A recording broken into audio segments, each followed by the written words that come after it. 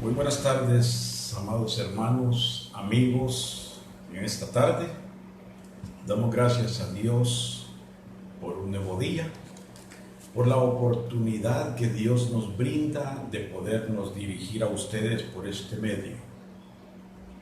Quiero enviar un saludo a cada uno de nuestros hermanos, donde quiera que se encuentren, en Linwood, California, en Redondo Beach, en Boston, en Canadá, en Texas. Que Dios los bendiga, porque sé que nos están sintonizando. Este día es un día muy grandioso, amados hermanos, como todos los días de vida que Dios nos otorga. Pero es algo bien importante y muy bonito, por la razón que cuando hay una compatibilidad en el espíritu, podemos conectarnos con otras personas y podemos pensar lo que piensan, ellos pueden pensar lo que nosotros pensamos o sentimos. Por eso me siento bastante gozoso por la oportunidad que tuve esta tarde, antes de iniciar este tiempo, de escuchar a unos hermanos allá en Lancaster, y me gocé bastante.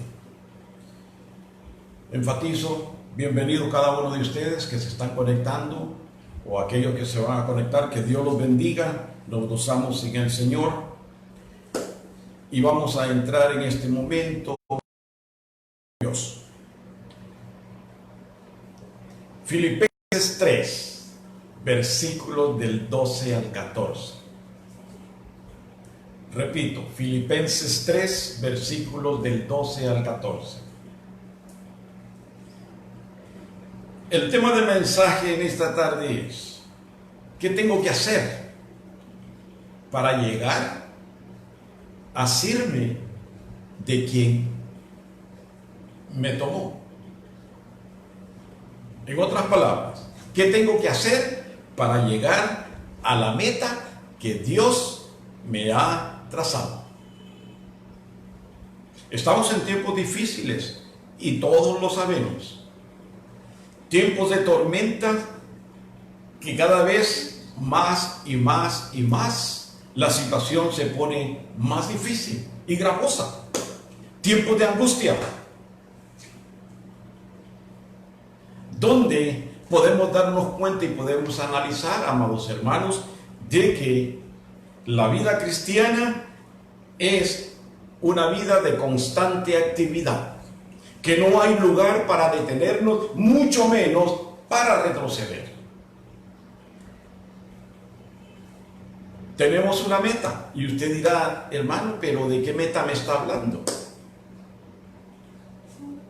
Jesús es nuestro ejemplo. Jesús, en el tiempo que estuvo en esta tierra, Dios le dio una meta. Si no, veamos en el libro de Juan, capítulo 4. Él nos muestra el propósito principal de su vida, cuando dijo: mi comida es que haga la voluntad del que me envió y que acabe su obra. Cierren sus ojos y vamos a orar. Buen Dios y Padre Celestial,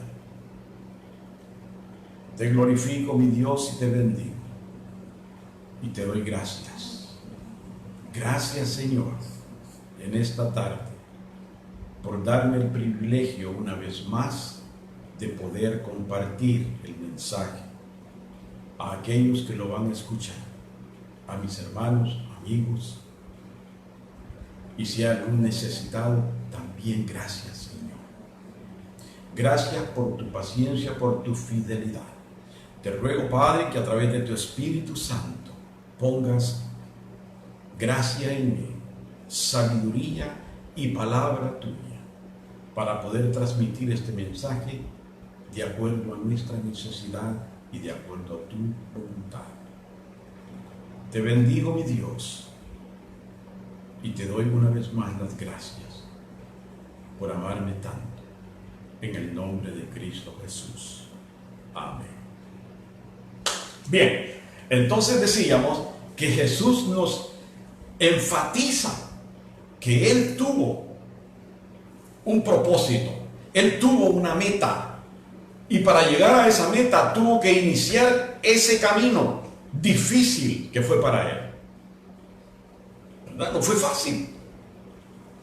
Fueron 3 años y medio, pero fueron 3 años y medio bastante difíciles. Pero el propósito de Él era cumplir la voluntad de Dios. La Biblia nos enfatiza que Jesús no vino para agradecerse a sí mismo, que no vino a que le sirviéramos, sino vino a servir, a darse en rescate por todos. Otro ejemplo, tenemos el apóstol Pablo. Pablo también tenía una meta, y Pablo compartía el mismo sentir de Jesús. Cuando dice, una cosa hago. En el versículo 3, en el capítulo 3, versículo 3, nos enfatiza el apóstol quién era, lo que había logrado, cuál era su posición. Mas sin embargo, no tomó lo que era ni lo que había alcanzado para vanagloriarse. Únicamente consideró que todo lo que había alcanzado por amor a Cristo lo había estimado como basura. No le importaba, no le importaba, porque consideró que era más grande el haber conocido a Jesucristo. Y hay una cosa, hermanos, unas preguntas para que nosotros analicemos esto. ¿Compartimos nosotros el mismo sentir de Pablo, el mismo sentir de Jesús? Acordémonos cuando Pablo dijo, ser imitadores de mí como yo de Cristo. Hay una compatibilidad en la necesidad, en el sentir. ¿Está nuestro corazón plenamente dispuesto a seguir? ¿Estamos resueltos a trabajar arduamente para alcanzar el cometido que Dios nos ha dado?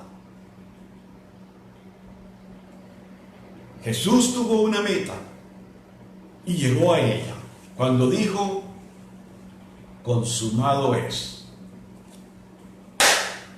Pablo tenía una meta cuando dijo, he acabado la carrera. El día de cuando lo ejecutaron, hasta ahí llegó. Ahora, la meta que usted y yo tenemos, ¿qué meta?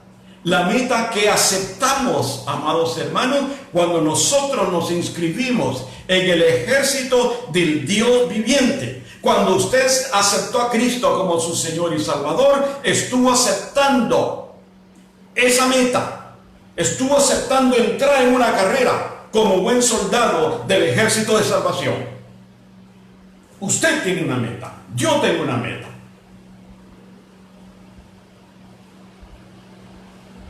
Una meta que no va a ser fácil. Y el Señor lo dijo. No va a ser fácil, hermanos. Porque el libro de los Hechos, capítulo 14, 22, dice que es necesario que a través de muchas tribulaciones entremos al reino de Dios. Hay angustia, sí. Hay mucha gente que ha perdido su trabajo. Hay mucha gente que está enferma. Hay mucha gente que no tiene esperanza económica. Vea lo que está pasando en Estados Unidos. Que en unos pocos días, una persona de cada 6 va a pasar hambre. No hay. No digamos aquí en este país, en Honduras. Es peor. La situación es difícil, es caótica. hay angustia. Por eso muchas veces hay personas que mejor se retractan, otras que reniegan, otras que mejor prefieren regresarse a Egipto, por considerar de que en Egipto les va a ir mejor. ¿Va a haber oposición? Sí, va a haber oposición. Va a haber oposición, hermanos. Pero no permitamos que el diablo nos corte los pulgares de la mano y los pulgares de los pies. No permita, amado hermano, usted que ingresó, que se alineó en las líneas de este ejército, no permita que el enemigo le corte los pulgares de sus manos ni los pulgares de sus pies. Otro día estaré predicando acerca de eso. ¿Cuál es la función de los pulgares en cuanto a la vida espiritual? ¿Va a haber desánimo? Sí, va a haber desánimo. Pero el Señor nos dijo, nos advirtió. Nosotros no podemos ignorar, amados hermanos. No podemos angustiarnos, porque todo está escrito. Cuando el Señor dijo, en el mundo tendréis aflicción, pero confiad, yo he vencido al mundo. ¿Saben lo que pasa, amados hermanos?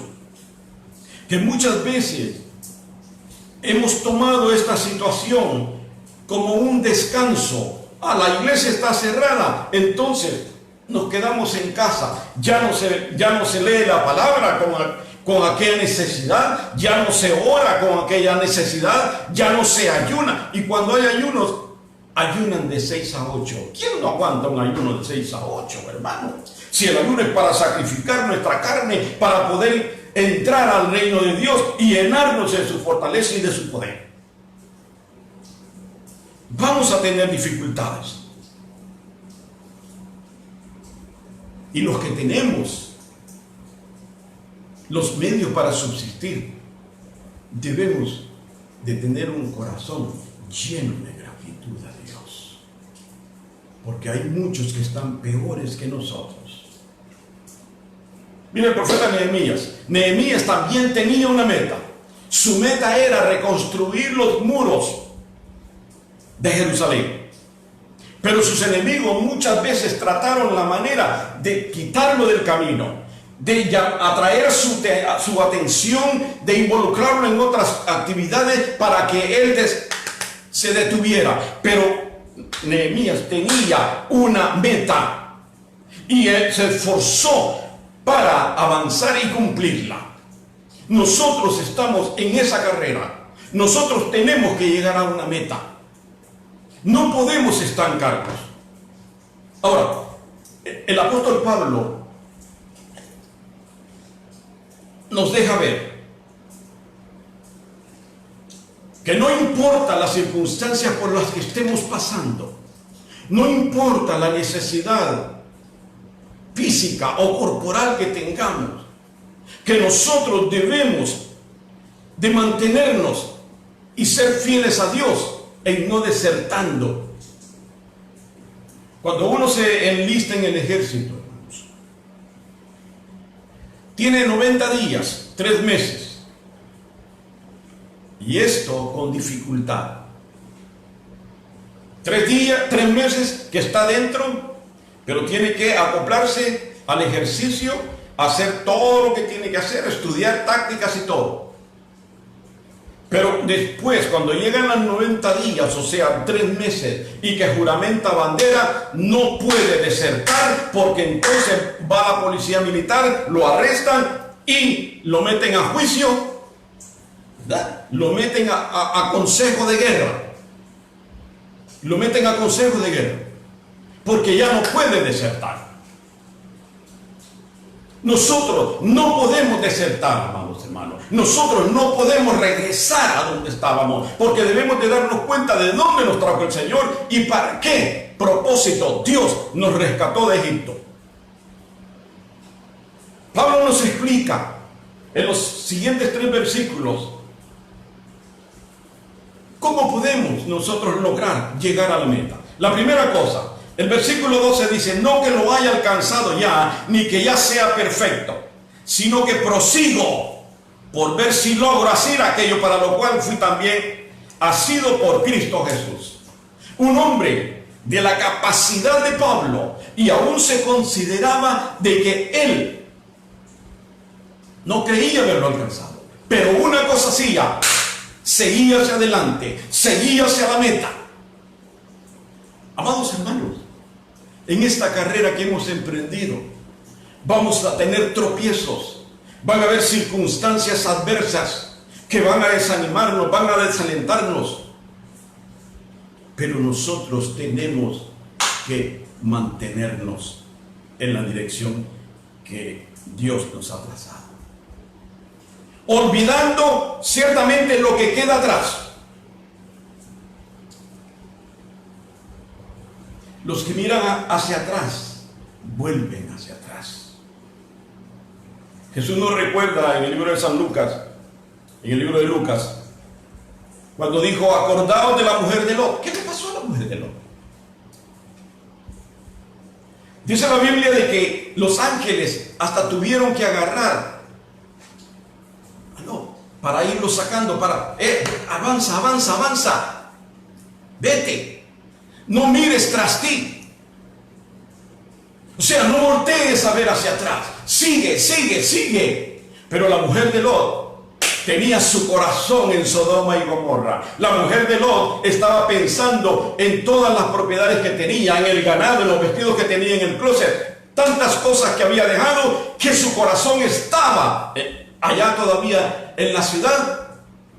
Se detuvo, voltea a ver, y hasta hoy en día la Biblia dice de que se convirtió en una estatua de sal. ¿Por qué? Porque el mundo es atrayente, es atractivo, amados hermanos. Y muchas veces creemos que en el Evangelio, en el camino que tenemos, no hemos encontrado lo suficiente, y muchas veces intentamos regresar al pasado. Israel, el pueblo de Israel, cometió el mismo error. Cuando el Señor, de acuerdo al libro de Números, el Señor los saca de la esclavitud, los trae con la promesa de que iban a llegar a la tierra prometida. Ellos empezaron a murmurar, a quejarse, porque muchos de ellos habían dejado su corazón en Egipto. Como hoy en día, en la iglesia de Cristo hay muchos cristianos que todavía el corazón de ellos está en Egipto, cuando el Señor dijo: este pueblo de labios me honra, mas su corazón lejos está de mí. Y es una realidad, hermano. Porque por eso es que hay muchos cristianos a medias. Porque el corazón no tiene una determinación, no hay una definición en ellos hacia dónde van.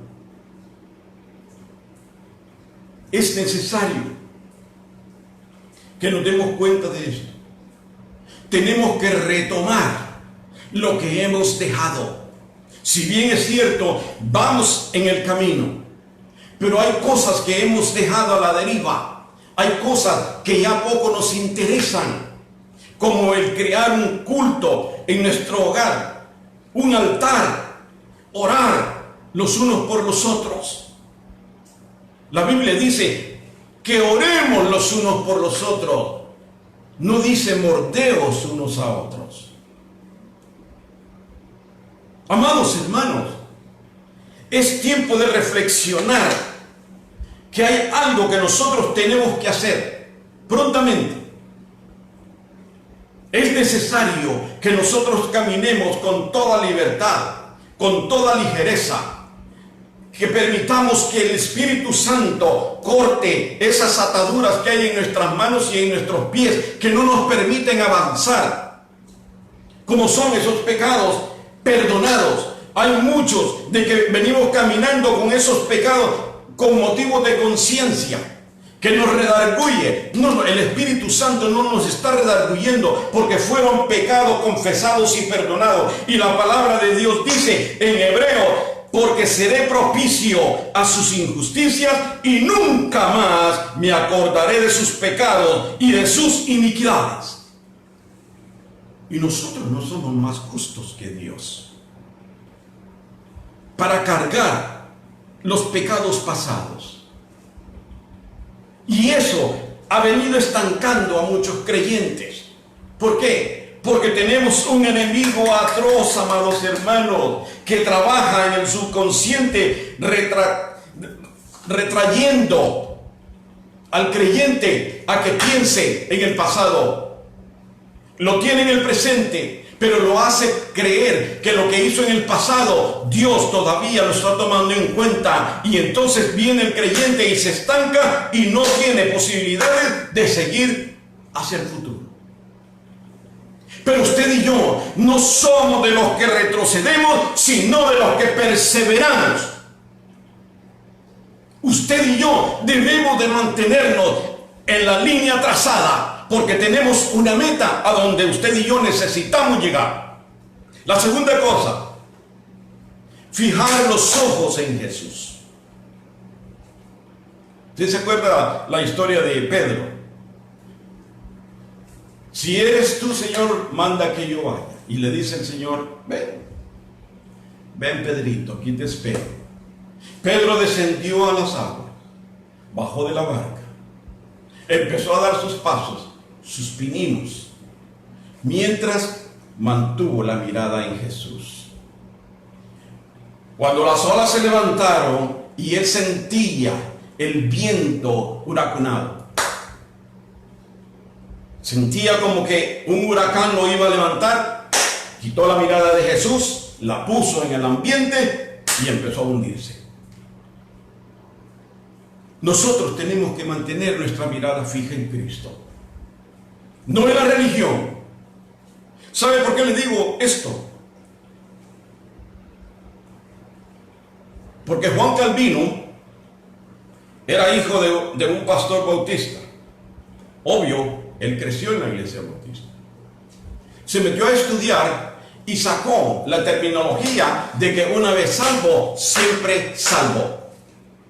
En lo cual, antes de morir, Dios le dio la oportunidad de retractarse y de arrepentirse del daño que había hecho y que ha hecho hasta hoy. Él denegó lo que había escrito, pero ya las plumas las había tirado. Y vea cuántos años hace, y las plumas han llegado hasta el 2020, porque todavía hay cristianos que siguen creyendo, una vez salvo, siempre salvo. Una vez usted recibe a Cristo, usted puede vivir la vida como se le antoje, porque ya es salvo. Cuando en la palabra misma se encuentra mucho que comentar para denegar lo que este varón dijo. Entonces, cuando el creyente se vuelve religioso, se conforma, hermano, porque la religión eso es lo que hace. La religión le dice al ser humano, estás bien, tú no te preocupes, tú has creído en Jesucristo, eso es más que suficiente, tú quédate tranquilo, no tienes que hacer nada más. Viene la religión y nos lleva al conformismo. Entonces el creyente empieza a quedarse tranquilo en su casa o donde esté, sin hacer nada para el reino de Dios. El conformismo lo lleva al estancamiento. Empieza a sentarse en una mecedora y empieza, ¿y por qué está así, don fulano? Bueno, si es que así quiere Dios, si Dios quiere que yo sufra, pues voy a sufrir. Dios no quiere que nosotros suframos. Es la religión la que nos encajona y nos mete a un patrón de vida que no está escrito en la palabra. El estancamiento lleva a la descomposición. Y la descomposición lleva a la muerte espiritual. Usted se ha fijado el agua que se estanca, el agua que no circula, que no tiene fluidez. Con los días va adquiriendo un mal olor, se va llenando de musgo, empieza a heder. ¿Por qué cree que las aguas del océano se mueven? El hombre dice que la luna es la que controla, pero la Biblia dice que en el principio el Espíritu de Dios se movía sobre las aguas.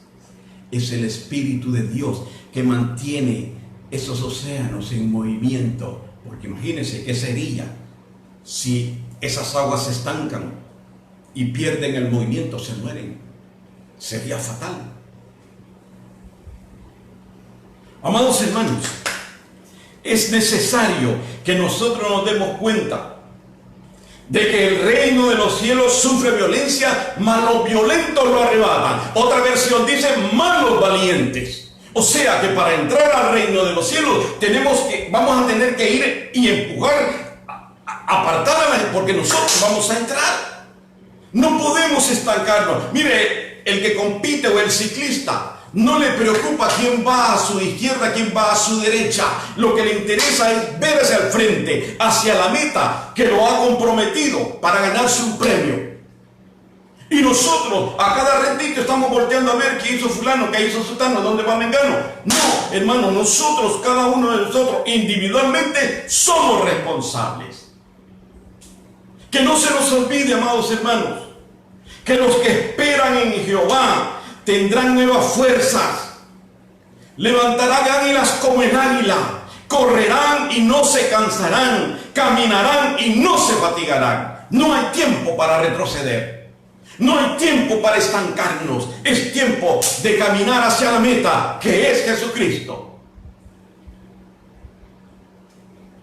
Romanos nos dice, no os conforméis a este siglo. Jeremías, conviértanse ellos a ti, tú no te conviertas a ellos. Porque es fácil, hermano. El mundo ofrece muchas cosas, pero son falacias, son mentiras. Y el mundo se cobra carísimo. Y eso es lo que quiere el enemigo. Que caminemos en un concepto de religiosidad para que nos quedemos tranquilos sin movilizarnos, porque si no llegamos a la meta, su pérdida va a ser grande. La tercera cosa,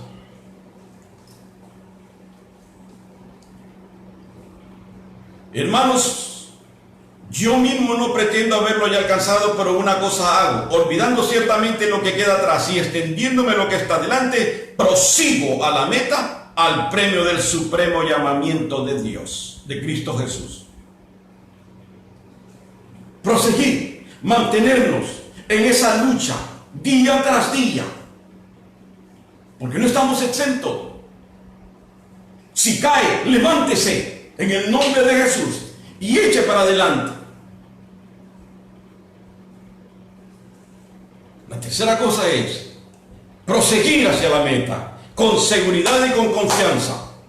Usted ha visto en las noticias cuando una persona se está ahogando, ya sea en un lago o en el mar, la angustia que se apodera de esta persona.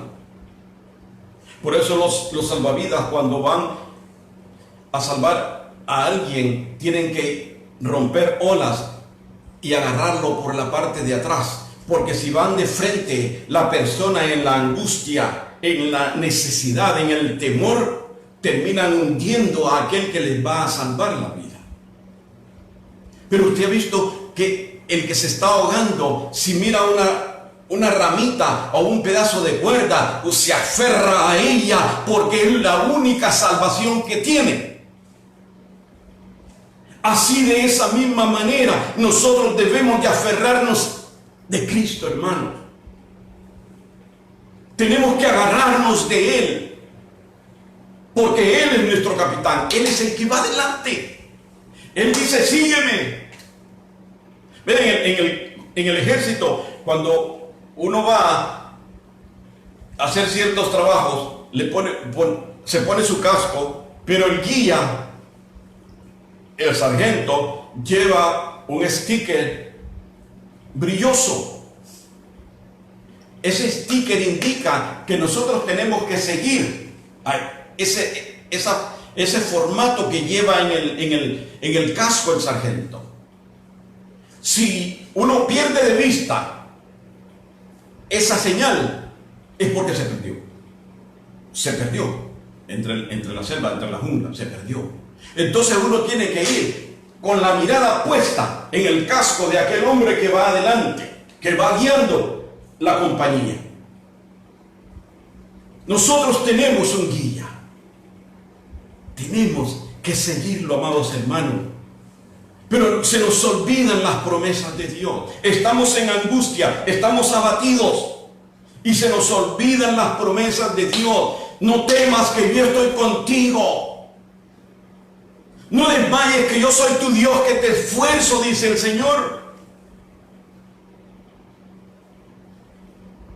Se nos olvidan, y por eso es que muchos predicadores estamos enviando mensajes para aquel que tiene necesidad pueda refrescar su memoria, pueda sacar de su corazón aquellas desavenencias y pueda alimentarse de la palabra. Esto no es objeto de competencia, esto no es para saber quién predica mejor o quién predica más. Esto es para la gloria de Dios, para el reino de Dios, amados hermanos, para que aquellos que han soltado la toalla, que han descolgado sus brazos, se levanten y se mantengan firmes en esa carrera que llevamos por delante. El apóstol Pablo tuvo que amonestar en cierta ocasión a Pedro, porque Pedro, cuando estaba con los judíos, era una cosa, y cuando estaba con los gentiles era otra. Tenía una ambigüedad. Y Pablo tiene que amonestarlo a él.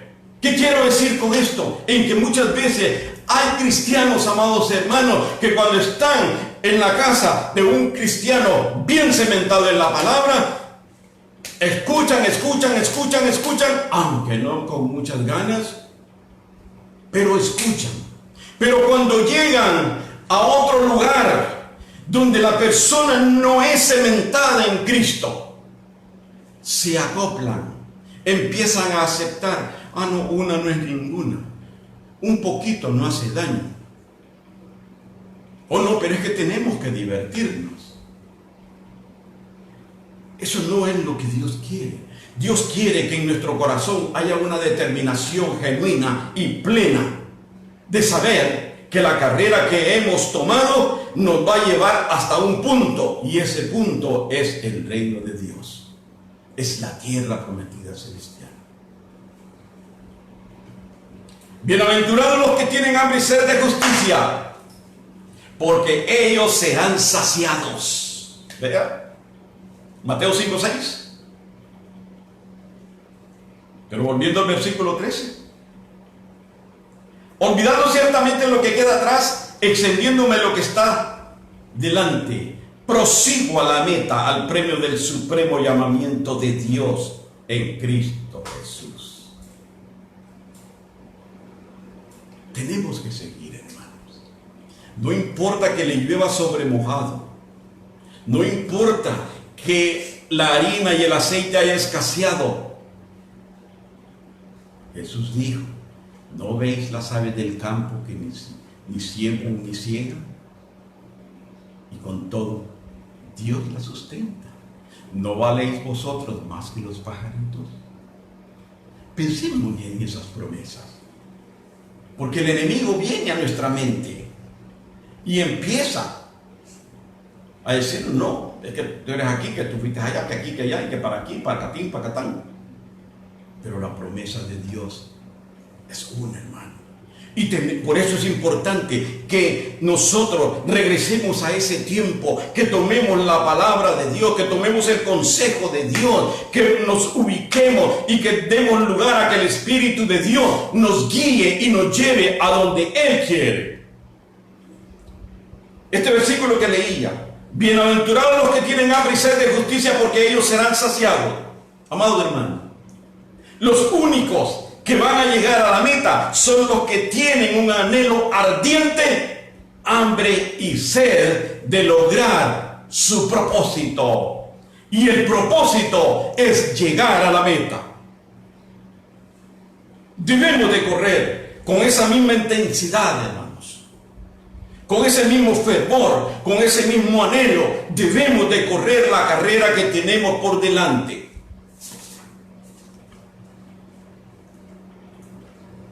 ¿Sabe que Jesús encontró a dos ciegos Los ciegos, el mayor anhelo de ellos, lo que más deseaban en su vida, era poder ver. Usted se imagina cuando estos dos ciegos fueron sanados por Jesús y recobraron la vista. Usted se imagina el anhelo que había en ellos, la importancia para ellos que Jesús realizara ese milagro. De esa misma manera debemos anhelar seguir en la carrera. No nos olvidemos que cuando nos inscribimos, fuimos miembros y seguimos siendo miembros de un ejército del Dios viviente, para el cual estamos en esta tierra, para cumplir un propósito. Con esto termino. ¿Tiene el mismo sentir de Cristo usted? ¿O tenemos el mismo sentir de Cristo? ¿Tenemos el mismo sentir de Pablo? Sigamos adelante. No dejemos que el pasado nos detenga. No permita que el sobrepeso de las cargas que llevamos en nuestra espalda nos limiten y nos impidan correr. Despojémonos de todo peso. La Biblia dice: despojémonos de todo peso y corramos con paciencia la carrera que tenemos por delante. Esta carrera no es de agilidad, es de resistencia. No es quién llega primero, sino en qué condiciones llega. ¿Qué le está deteniendo a usted?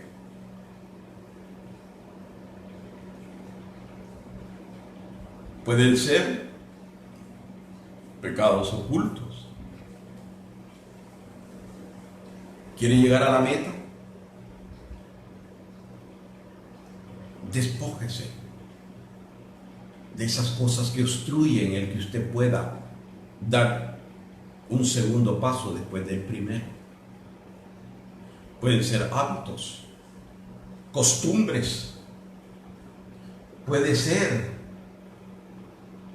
la religión que usted practica, de conformidad, de estancamiento. ¿Qué lo detiene? Si hay algo que a usted lo está deteniendo, si hay algo que a usted no le permite avanzar, libérese de eso. Permita que Cristo rompa esa cadena. Y hay un corito bien hermoso. Un paso más de fe, un paso más de fe. Adelante hermanos, porque ahí en el cielo nos espera un galardón. Adelante hermanos, que ahí en el cielo nos espera un galardón. Amados hermanos, tenemos que seguir, porque ese galardón es para usted. Ese galardón lo tiene Dios reservado para usted, pero debemos de seguir. Pero suelte lo que le impide continuar y lleguemos a la meta. Esforcémonos para llegar, amados hermanos. Que Dios los bendiga, que espero que este mensaje haya traído un poco de tranquilidad, que haya alimentado su alma y que sigan adelante. Nos vemos el próximo domingo, si Dios permite.